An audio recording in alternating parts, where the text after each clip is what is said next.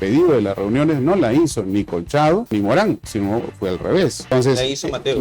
Al parecer es lo que ha ocurrido. Carlos Morán podría responder a título de instigador. Eso es entrar en juego, en especular demasiado, colaborar con una delegitimación de una investigación que creo está dando resultados. El agente encubierto tiene dos opciones: jala el hilo de la madeja, escucha, o lo segundo, induce. Podría inducir con preguntas, endilgarle preguntas que a lo mejor le sean convenientes a Fiscalía en su teoría del caso. Es muy sutil eso, ¿no? Si una persona está incomunicada, ¿cómo es que está llevando cartas? Está introduciendo por fuera del proceso un debate que debiera hacerlo en el proceso. La detención preliminar también suspende o restringe el derecho a la libertad de expresión. No. Una cosa es pues vamos a ver, ¿qué dice la resolución? Incomunicada, ¿verdad? Sí. ¿Qué significa incomunicada? ¿Qué significa? Nada más respóndeme esa pregunta. Que no se comunique con nadie, porque obviamente está sujeto a 10 días de recojo de pruebas. Si puede provocar eso estando detenido, ¿qué puede más hacer estando en libertad?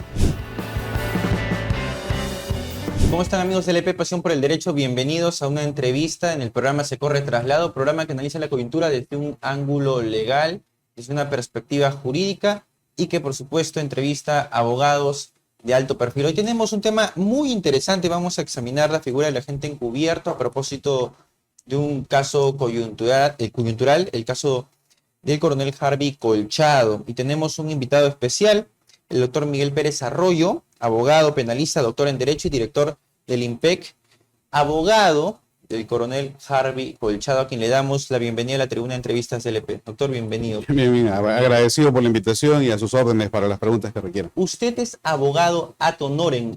Sí, claro. Del coronel Harvey Colchado. Eso quiere decir que no le cobra, ¿correcto? Eso es ad honorem. Así es. ¿Lo asesora desde hace cuánto? ¿Antes de que él sea agente No. encubierto? Yo le asesoro en función al tema disciplinario que se le montó en el Ministerio del Interior. Bueno, y a partir de ahí, obviamente, soy abogado de él en ese tema, ¿no? Y todas las consultas que él requiera le es absuelta por mi persona. ¿Le consultó este tema del agente encubierto sobre este caso en particular? No tendría por qué hacerlo. Eso le iba a decir, no tenía que hacerlo. No tendría por qué hacerlo. Correcto. ¿Qué es el agente encubierto, doctor? A ver, el agente encubierto es una figura procesal catalogada en el Código Procesal como un acto especial de investigación, al igual que otros, ¿no? Por ejemplo, el agente especial, por ejemplo, la remesa controlada, la entrega vigilada. Luego también en las últimas reformas que han habido sobre el nuevo Código Procesal está el agente virtual, luego también está el agente de revelador, ¿no? El agente tecnológico virtual, ¿no? Que ya lo he dicho. Y claro, forma parte de lo que en términos de utilidad procesal se han venido dando en los últimos años con mayor rigor a propósito de un tipo de criminalidad mucho más compleja, mucho más agresiva, mucho más estructurada, ¿no? Que como dice la doctrina pone incluso hasta en peligro la propia existencia del Estado y la sociedad.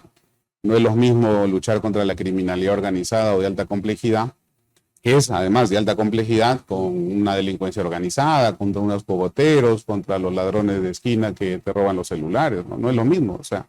Y obviamente el código lo diferencia de esa manera como actos ordinarios de investigación y actos especiales de investigación, que antes, como decía, a partir del Convenio de Viena del año 88, se habían reconocido para temas de tráfico de drogas, y criminalidad organizada a propósito del tráfico de drogas, pero que eran en esencia dos o tres. Era el agente especial, el agente encubierto, la remesa controlada o entrega vigilada y las óbices probablemente, pero a partir de ello, ya con toda la ampliación de los marcos punitivos y el marco de intervención penal en los temas referidos a crimen organizado, se han ido ampliando a los que ya se conoce ahora en el 341 del Código Procesal Penal, ¿no?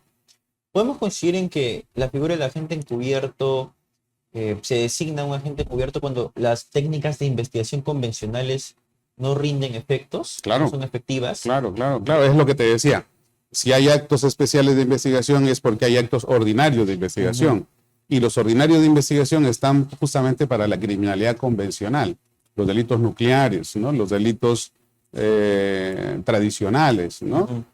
Cuando ya estamos hablando de delitos asociativos, de alta especialización, de estructuración, de compartimento estanco, como se suele trabajar estos temas, de alta estratificación, etcétera. Obviamente ya se deben utilizar otro tipo de actos de investigación que permita al que investiga, de alguna manera, explorar ese universo complejo, estructurado, organizado, estanco de organización criminal en la que no se sabe exactamente quién es el cabecilla, no se sabe exactamente quién es el coordinador o cuántas unidades o cuántos espacios comisivos delictivos hay.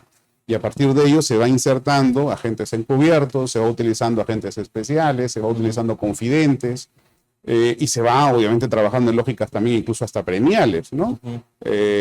A los efectos justamente de ir convenciendo a quien finalmente tiene conocimiento de estas noticias delictivas o noticias criminales para que colabore con la investigación. En el caso del coronel Harvey Colchado, ¿en qué momento se hizo necesaria su participación como un agente encubierto? Bueno, en general, cuando se trabaja delitos de alta complejidad, siempre se está ante la posibilidad de constituir agentes especiales o agentes encubiertos, y hay que diferenciarlos. Un agente encubierto es necesariamente un policía, en actividad ciertamente, y un agente especial es no necesariamente un policía, por tanto puede ser un civil, o incluso hasta puede ser un delincuente, parte de la organización, que a partir de algunos beneficios procesales o algún trato en especial puede de alguna forma colaborar con la investigación a los efectos precisamente de la investigación misma. O por ejemplo, incluso hasta puede ser un colaborador eficaz, que se constituye como colaborador eficaz y conecta esa colaboración eficaz con una búsqueda de la prueba a partir de su propia intervención en escenarios delictivos.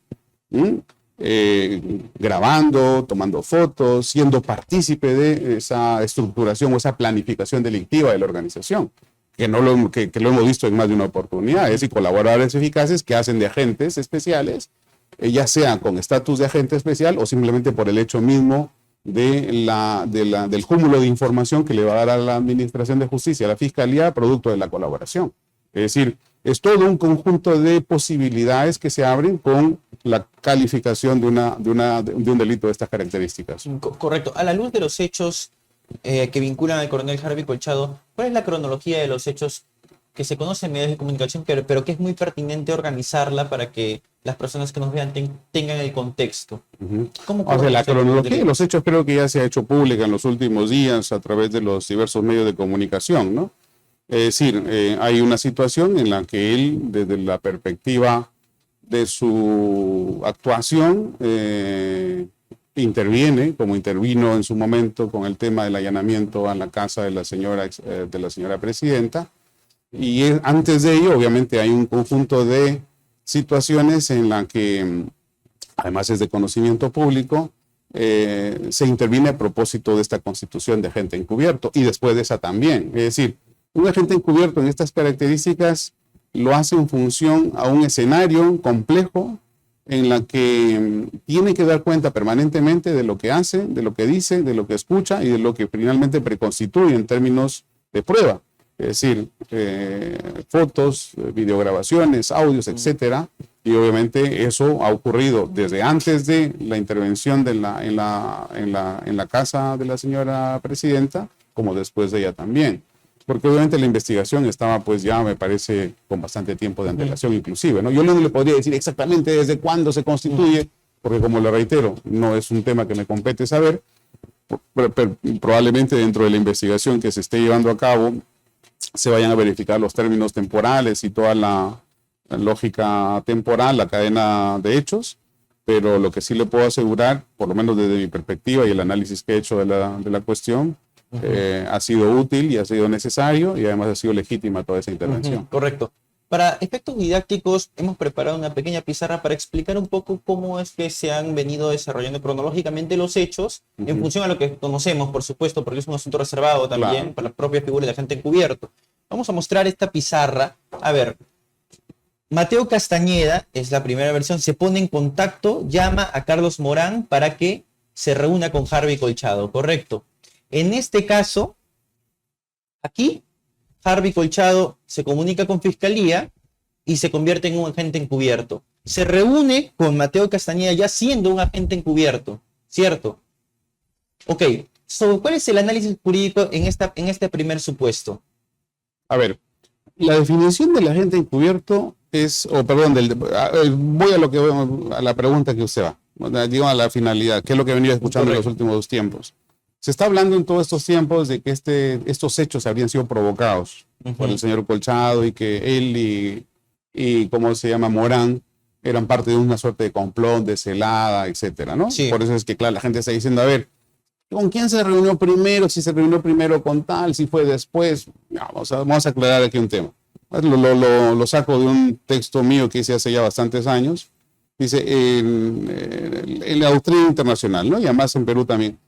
¿Qué cosa es el agente provocador? Es aquel que provoca a otro la comisión de un delito con el fin de que el autor provocado sea castigado precisamente a causa de ese hecho. Ya que hay un tema, sin que tenga voluntad de la consumación del delito y poniendo para ello las medidas necesarias. Es decir, lo que hay que preguntarnos aquí primero es si en el análisis de los hechos, Castañeda, que es el que ha hecho la alegación y la imputación a Morán y a Colchado, tenía o no la voluntad de hacer lo que hizo, de decir lo que hizo o de ofrecer lo que ofreció. Y si lo hizo en una vez, en 2 veces, en 3 veces o en 4 veces.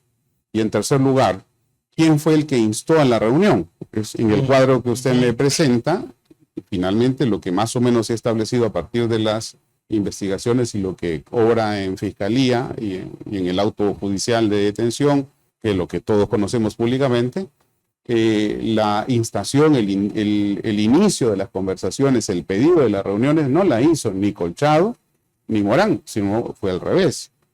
Entonces, la hizo Mateo. Al parecer es lo que ha ocurrido, porque de otra manera no se puede explicar todo lo demás, y además es lo que ha constado y consta, creo yo, dentro de lo que se conoce públicamente. Morán sirve de alguna manera en buena fe como una suerte de puente, porque finalmente él no tenía conocimiento de lo que estaba ocurriendo. No tenía conocimiento de que Harvey Colchado era una... Obviamente que no.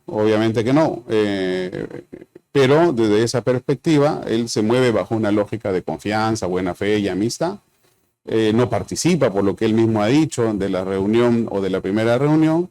Y en ese momento, cuando Harvey Colchado va a esa reunión, por lo que también se sabe públicamente, él ya tenía premunida la condición de agente encubierto bajo esa perspectiva legal que establece el código. Es decir, da cuenta al fiscal de que esta reunión se iba a producir, hay una suposición de que podía ocurrir algo en esta reunión y a los efectos de inmunidad que además le garantiza el código procesal a quien es agente encubierto, se hace agente encubierto a partir de una decisión fiscal, de una disposición fiscal, y concurre a esas reuniones con todas las premoniciones fiscales o legales respecto de lo que significa su actuación en ese escenario.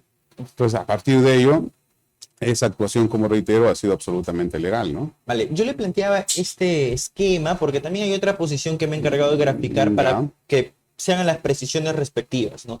Hay otra posición que sostiene lo siguiente. Carlos Morán pudo haber seducido a Mateo Castañeda para que se comunique con su contacto Harvey Colchado. Yo entiendo que por allí va la lógica de las declaraciones de Mateo Castañeda, ¿no? Me ha entendido una emboscada, claro, es lo que dice él públicamente, correcto. Entonces, si esto fuera así, en el hipotético caso, ¿no? Porque esto es materia de investigación, ¿Carlos Morán podría responder a título de instigador o algo por el estilo? No, vamos a ver. Construir esa hipótesis supone muchas cosas, entre otras, precisamente lo que usted ha dicho, ¿no? Es desconocer la carpeta fiscal. Podríamos decir incluso, no sé, que a Mateo lo secuestraron y lo llevaron a esa reunión, ¿no? O que Morán le dio droga para que esté en esa reunión inconsciente y habló lo que habló de manera inconsciente. O sea, podemos decir muchas cosas. Pero ¿qué es lo que trasciende de la documentación? Correcto. Y qué es lo que trasciende de los actos fiscales que en el momento se han dado? No trasciende eso. No trasciende en absoluto eso. Creo que en la carpeta fiscal hay incluso copias de los WhatsApps, ¿no? Y las llamadas y las comunicaciones que se han venido dando respecto de lo que ha significado la intervención de cada una de las personas. Creo yo, me parece haber visto eso. Pero en todo caso, es mejor no especular sobre ello, porque eso es entrar en juego en algo que se está dando a partir de unos argumentos de defensa. Y estos argumentos de defensa son lo que son, argumentos de defensa. No es lo que consta en la carpeta y en todo caso, como reitero, es especular demasiado al punto de colaborar con una delegitimación de una investigación que creo está dando resultados y creo que hay que esperar incluso a lo que venga después. Ujú. Ahora, con relación a la figura de la provocación, la norma es clara. El agente encubierto no puede provocar el delito. A ver, la provocación hay que entenderlo de la siguiente manera. La creación ex novo de la voluntad criminal. Es decir, el agente encubierto, el agente especial, o quien colabora con el agente encubierto, o quien colabora con el agente especial, que puede ser un confidente o puede ser un agente revelador, lo que establece también el Código Procesal, no deben determinar en el sujeto al cual se preconstituye la prueba la voluntad de cometer el hecho.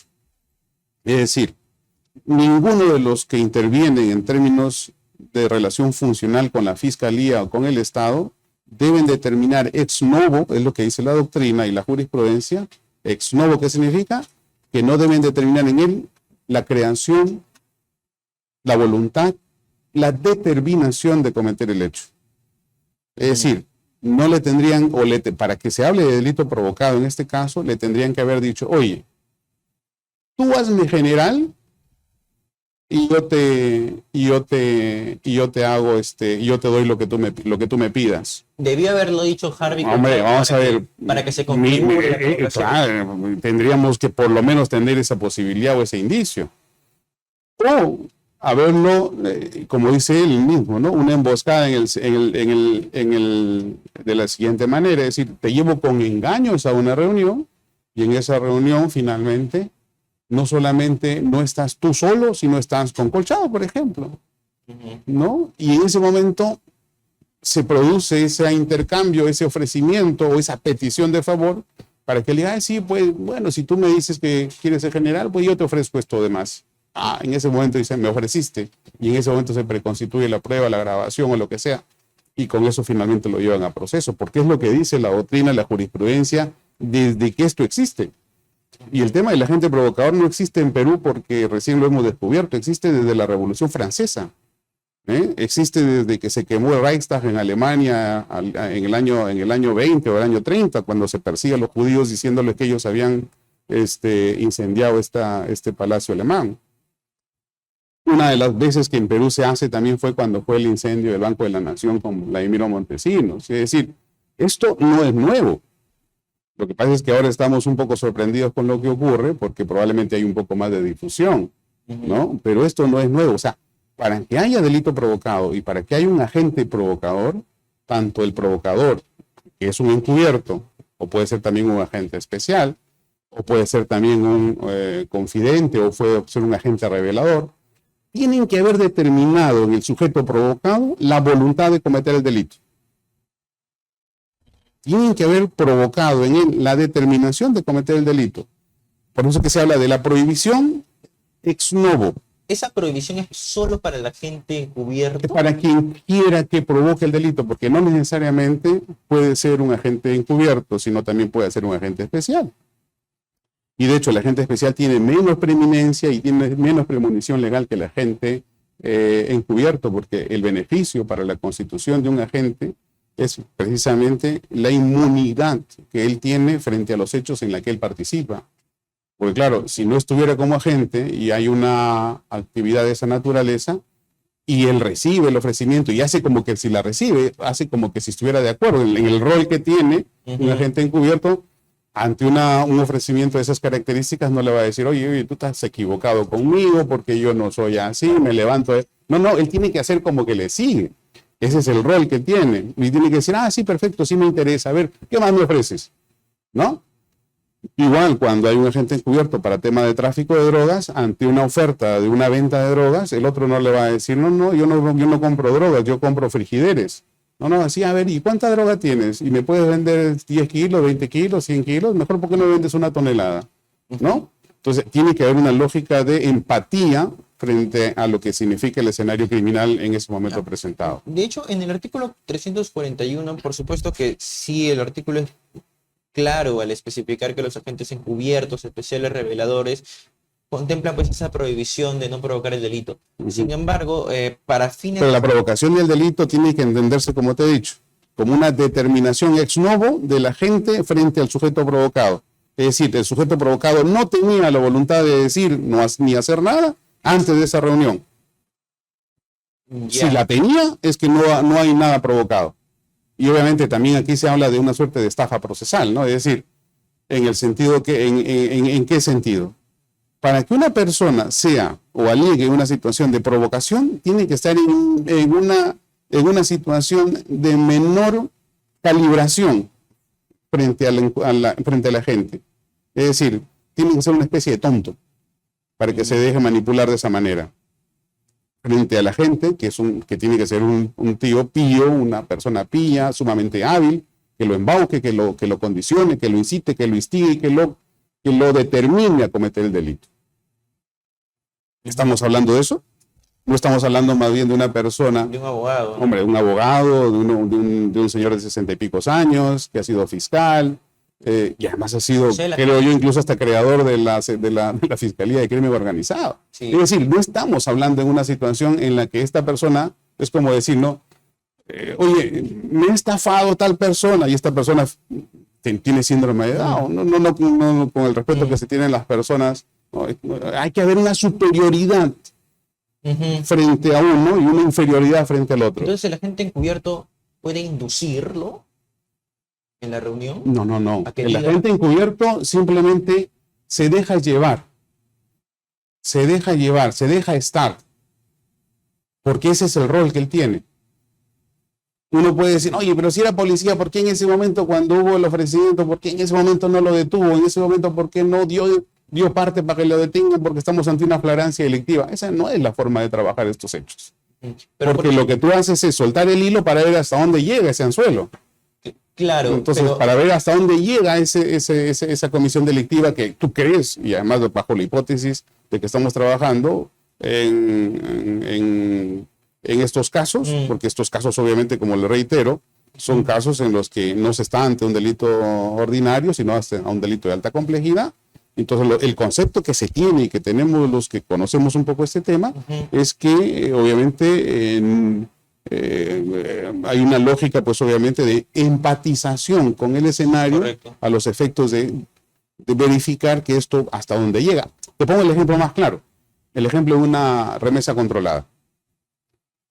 Hay una entrega vigilada, como le llame o como le quiera llamar. Perú se llama, me parece, remesa controlada. Alguien compra una droga, ¿no? Lo lleva a una agencia para enviarla y la policía sabe exactamente que eso que han depositado para que se lleve de Pucallpa a Lima es droga. La policía lo sabe, la fiscalía lo sabe. Y dice, ¿y por qué no lo detuvieron en ese momento? No, vamos a dejar que continúe. A ver quién lo recoge. Claro. Entonces, esa es una técnica especial de investigación, igual que agente encubierto y agente especial. Entonces, ahí lo que estás haciendo es dejar que el hilo se suelte para ver hasta dónde llega. Porque justamente en estos hechos, normalmente no se sabe quién está detrás, quién es instrumento, quién es mediador, quién es coordinador, etcétera. Es decir, no sabes hasta dónde llega la organización. Ok, pero bajo ese mismo ejemplo, supongamos que el agente encubierto tiene dos opciones. O jala el hilo de la madeja, escucha, ¿no? O lo segundo, induce. Podría inducir con preguntas, endilgarle preguntas que a lo mejor puedan obtener respuestas que le sean convenientes a Fiscalía en su teoría del caso. Es muy sutil eso, ¿no? Porque finalmente es muy sutil eso. Porque, inducir o provocar, ¿no? No. Es muy sutil eso. ¿Por qué? Porque en ningún caso se debe determinar la comisión del hecho. O sea, si tú, por ejemplo, le preguntas, oye, a ver, en la lógica del tráfico de drogas, ¿no? A ver, ¿cuánta droga me vas a ofrecer? ¿100 kilos? Dices, pero ¿cuál es el alto grado de pureza que tiene la droga? Bueno, tiene 70% de pureza. ¿Por qué no me das de 90%? Ya 10% lo dejamos para después. ¿Tú estás induciendo? Hombre, tu pregunta es funcional a la voluntad de cometer el delito. Pero tu pregunta en ninguna manera es funcional a la voluntad de determinar en la comisión del hecho delictivo, porque el otro señor ya te está ofreciendo droga. Distinto es, por ejemplo, que alguien que está vendiendo droga en la vía pública y solamente es un micro que vende 1 gramo, 2 gramos, 3 gramos, y obviamente tu voluntad no es chapar a un micro, sino chapar a un traficante y le dices, oye, consígueme un par de kilos o consígueme 10 kilos, es más, te pago por adelantado Claro. para que me consigas eso. Entonces, no, es que yo no puedo, no, te pago el doble. Esa intervención de la gente Sí. no solamente es una intervención facilitadora, que es lo que finalmente sí es legal. La intervención debe ser facilitadora, sí, tiene que ser facilitadora. Pero en ese caso, en este ejemplo que te pongo, esa intervención ya no solo es facilitadora de la comisión del hecho, sino es una intervención determinante para que el otro coja, ya me está dando por adelantado, me está pagando el doble, Ok. me llevo la plata, sí, pues compro 8 kilos, 10 kilos, ya toma 10 kilos, en eso, te chapé. Extrapolando ese ejemplo, Entonces, ahí sí estamos hablando de un delito provocado en la que el marco de la facilitación está sobreexcedido. En este caso, ¿cuál es la facilitación que puede haberle dado? Ir a la reunión. la pregunta, supongamos, ¿no? Por Extrapolando ejemplo. ese ejemplo, supongamos que a lo mejor la pregunta, ¿qué me das a cambio? ¿Podría ser una pregunta reprochable? No, De esta en conversación. absoluto. Si fuera el caso que se fuera el dio, caso. si fuera el caso, cosa que no sabemos, si fuera el caso, simplemente es una intervención, como he dicho, facilitadora. Claro, porque si tú me estás pidiendo algo, es lógico que me vas a ofrecer algo también. Es lógico.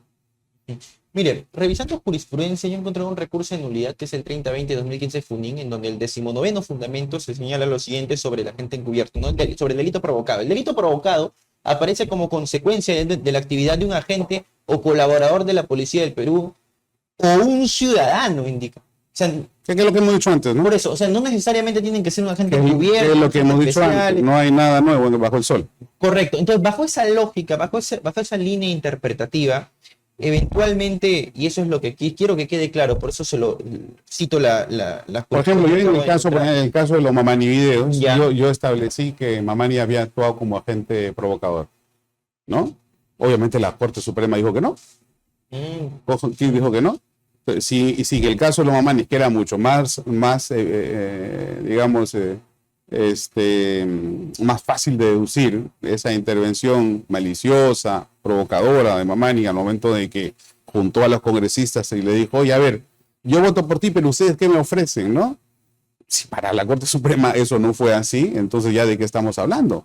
Esto es, la jurisprudencia sea, Bueno, en estos casos, lo denominaron cabildeo, ¿verdad? no, dijeron que ahí no había agente provocador. Por lo menos la Corte Suprema, además de la sala más especializada en la Corte. Y luego, bueno, hay motivaciones, pues, que probablemente por parte de los ponentes o de quien hizo la sentencia hubieron motivaciones, creo yo, más allá de lo procesal, vamos, desde mi perspectiva crítica también. Y que en el momento o en el tiempo se seguirán descubriendo por qué y cómo es que se hizo este tema. Pero a lo que voy es que en ese caso, por ejemplo, para mí era mucho más evidente la construcción de un agente provocador. Por el tema del exceso de la facilitación. Y en ese momento, ¿por qué decía yo eso? Porque, claro, Mamani no era un policía. No necesita ser, por eso te decía al inicio, no necesita ser un agente encubierto policía para ser un provocador. Provocador puede ser cualquiera. Puede ser cualquiera. En este caso era un cualquiera. Pero el problema en ese caso de Mamani era que él preconstituye la prueba con la grabación, teléfonos, celulares y tal, y luego se pierde 4 meses luego. Y entrega las fuentes después de 3 o 4 meses. Entonces, en este caso, por ejemplo, lo que se ha visto es que se preconstituye, se va a las reuniones, se da cuenta de las reuniones, de cada una de las reuniones, y obviamente se entregan además todas las pruebas respecto de las reuniones. Es decir, tiene que haber una inmediación respecto del control de la fuente de prueba. Esa fuente de prueba tiene que ser puesta a disposición inmediata de la autoridad que de alguna manera está a cargo de la investigación. Le hago estas preguntas, doctor, porque Mateo Castañeda ha dicho públicamente que fue Carlos Morán quien insistentemente, y son palabras suyas, Eso tendrá que probarse. No, pues eso tendrá que probarse. Hay que esperar. Hay que esperar. Ahora, porque además también eso es creo que es un argumento de defensa que creo que es natural en una situación de estas características, ¿no? Así es normal. Lo que preocupa es en este caso el tema de la incomunicación.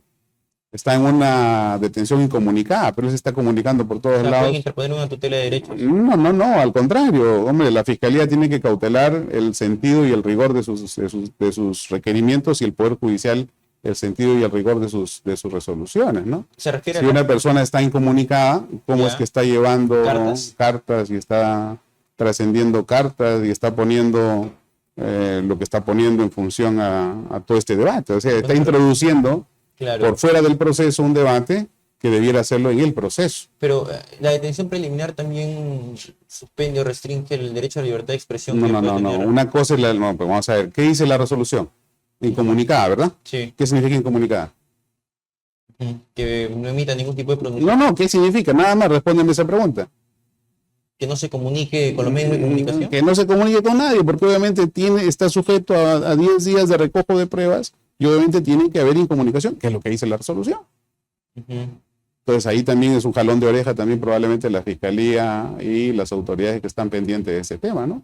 No sé, a mí se me ocurre eso, porque obviamente lo que no se puede establecer es lógicas diferentes de las que la propia resolución dice, ¿no? En esa comunicación, o en algunas de esas comunicaciones, lo que Mateo Castañeda asegura también es que, bueno, ventila cosas de Carlos Morán, ¿correcto? Sí, lo leí. Quien fue su cliente.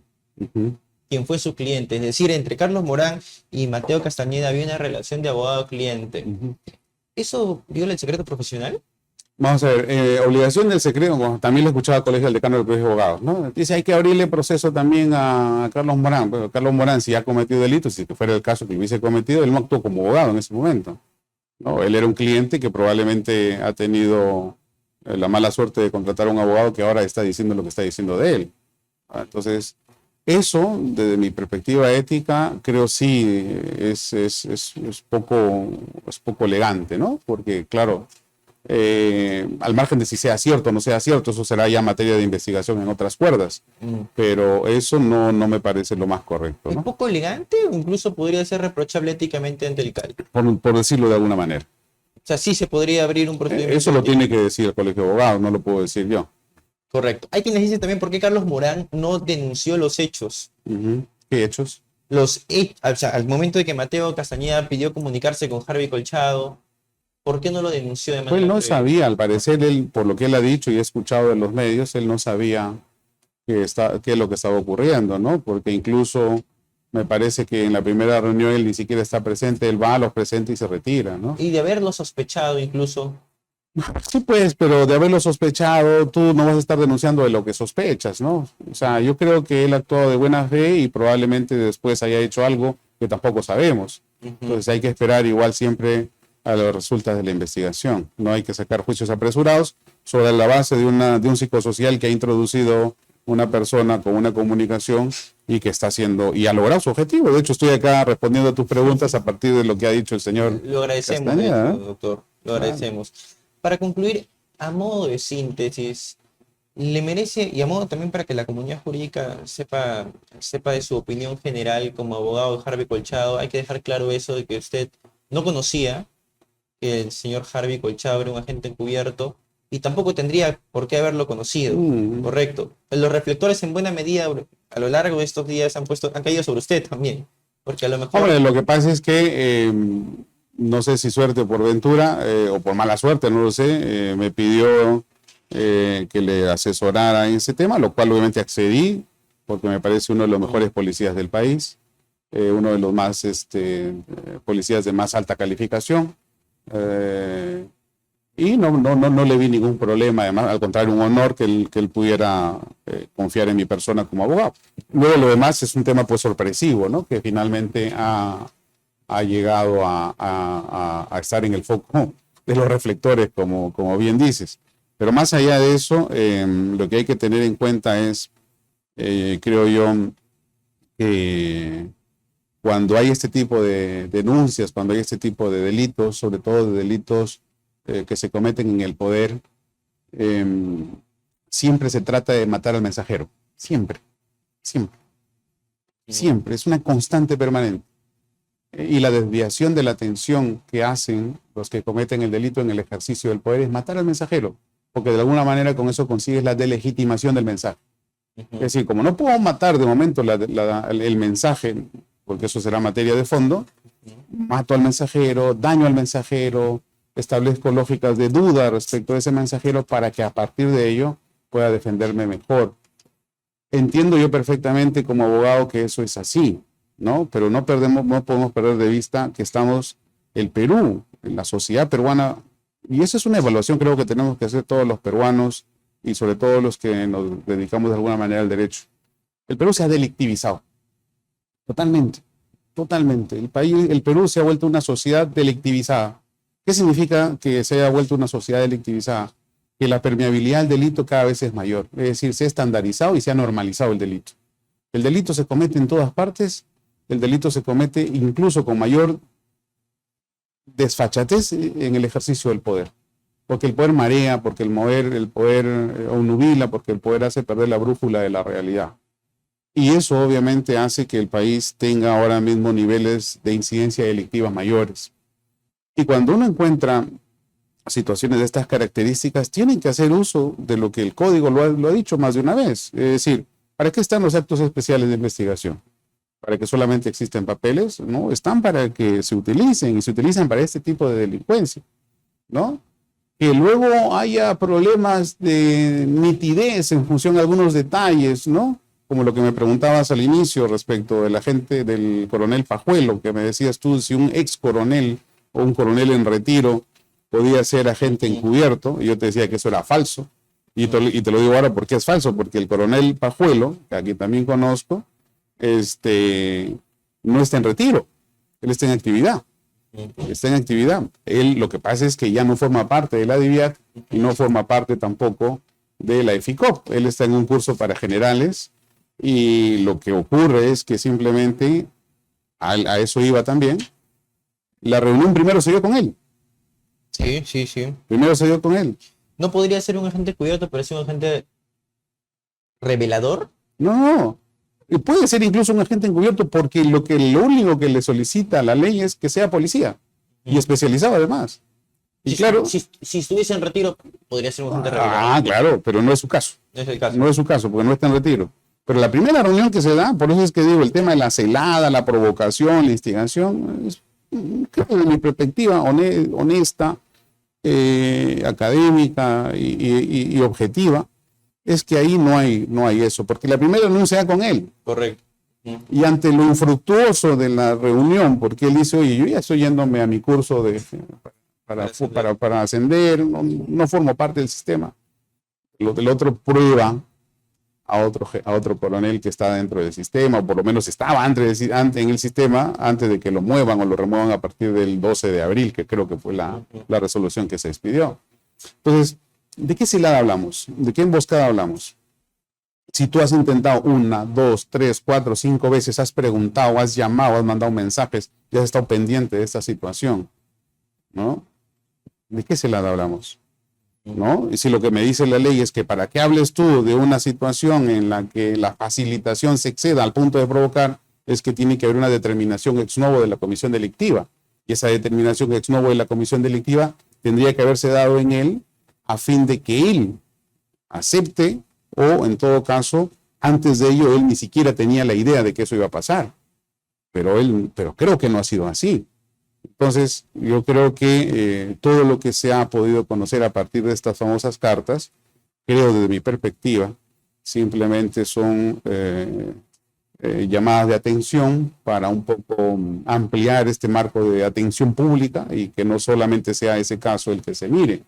Desviar la atención podría ser una estrategia de defensa que creo que está funcionando inclusive, ¿eh? O sea, vamos a reconocer también el mérito de esa estrategia. Está funcionando al punto de que hay varios medios y hay varios colegas que también están de alguna manera estableciendo ello. Si es una estrategia de defensa, ¿habría que controlarla, suprimirla? No, desde luego que no, pero sí estar atentos, creo yo la Fiscalía tomará en cuenta eso, que una persona, incluso en la situación en la que está, si puede provocar eso estando detenido, ¿no?